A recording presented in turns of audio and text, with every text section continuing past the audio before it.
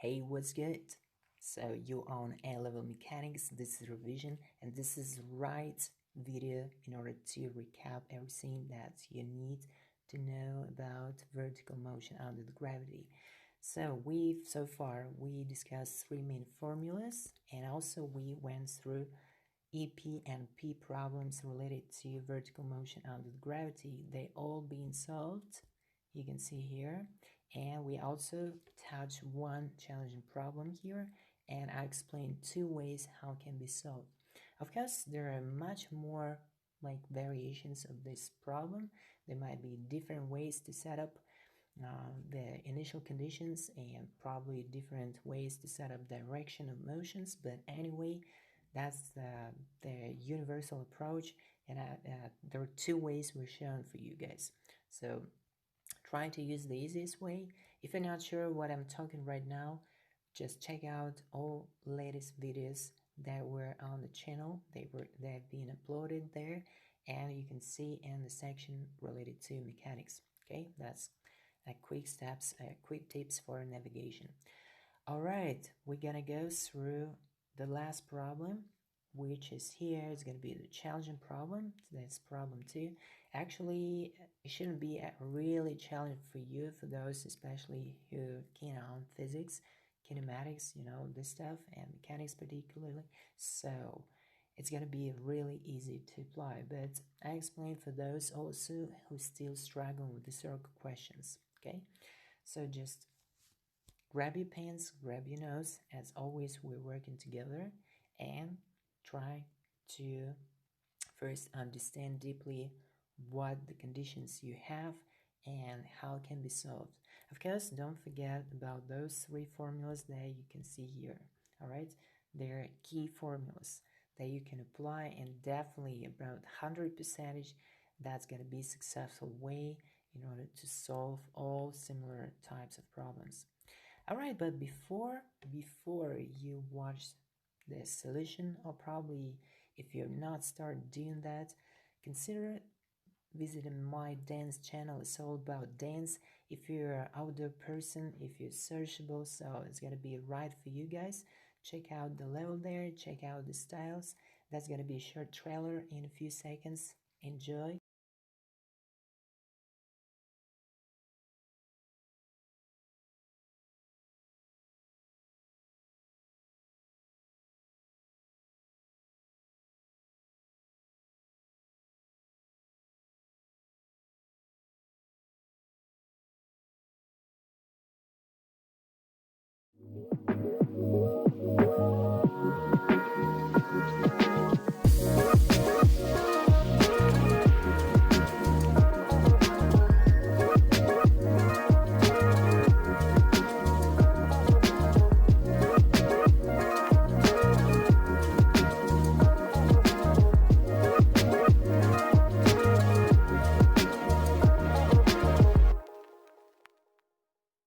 So what we do have the ground level somewhere here, and that's gonna be the height of that cliff where both objects P and Q being thrown. Okay, so we mark H as the height, and object P that has been thrown as the first object with initial velocity, which is 0 according to the words, right? And it passed some time, so some time has been passed, 1 second, because 1 second later another object Q has been thrown as well. So the time moment where 1 second has been passed, object P somewhere here, it has some new velocity Vp, but we don't care because we will consider from very starting point the whole motion of this object P. But what I'm gonna tell that object Q has been thrown, okay? And if we marked initial velocity for Q was 30, and if we mark the total travel time for Q as t, so let be t is the total travel time, and travel time between instances when object Q has been thrown and both P and Q reach the ground, okay? So T is going to be travel time for Q. So object Q took less time in order to travel because it has greater velocity, larger velocity. So the value is definitely larger in comparison with the initial for object P. So for object P, we will get T plus 3. That's going to be travel time for object P. It took 3 seconds more. Oh wait, why 3? Sorry, my bad. There is only 1 second. Alright, so that's why we're gonna write T plus 1. I just recently solved another problem where there were 3 seconds. So it's gonna be T plus 1 second more for object P. Okay, so we set up time parameters, and now we can set up equations for P and Q. Let's start with object P and set up the formula. The distance traveled, in this case it's height, both objects traveled the same distance. And initial velocity for UP is going to be 0, but I'll write the general formula for that. And you understand why I'm going to use plus, all plus signs, because both velocity UP and G accelerations, they projected positively along x direction, which is downward. So that's why if we rewrite this formula by plugging the parameter UP, which is 0, we'll get G over 2 T squared. So in our case, G over 2 will give us 5, and we'll get H equals 5 T squared. But hold on, T is the travel time for object P. In our case, it's T plus 1. So instead of writing like this, we can set up that it's going to be a travel time for object P. We put the indices here, and if we come back to what we've marked as T plus 1, that's actual travel time for object P.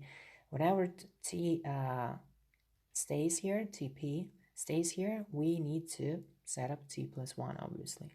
So finally, for object P, we'll get 5 times travel time T squared is going to be T plus 1 and everything squared. Alright, what about object Q? The travel time is just T, so that's why we're going to use the straight formula with initial parameter 30. So we will write this. If you like, you can put indices which denote travel time for Q, but travel time for Q is actually T. And right now we're going to plug this in the formula. So 30, that's initial speed, times T and plus 5T squared. That's what we'll have. So we'll get equation 1 and we'll get equation 2, and we want to combine them all. Now we have both values h and t, so we can resolve with respect to h because we need to find the height. But if maybe it's easier for now, if we find the travel time t, we will find height finally. So that's why, just because I have on both sides h, let's find first as travel time. So t as the first one. Of course, you know that you can express t from here, just plug in. So find t first. You can express t through h and plug instead of t, but I'm not going to do. I'm just use a bit easier way, maybe a bit longer, but it's actually easier. So what I'm going to do, I'm just going to equate both equations 1 and 2, because I'm going to solve as simultaneous equation, and I'll get the following 5. Let's expand the brackets. T plus 1 squared is going to be t squared plus 2t and plus 1 in the brackets. What about the right side? The right side is going to be 30t and plus 5t squared. As you can see, it's a pretty cool equation.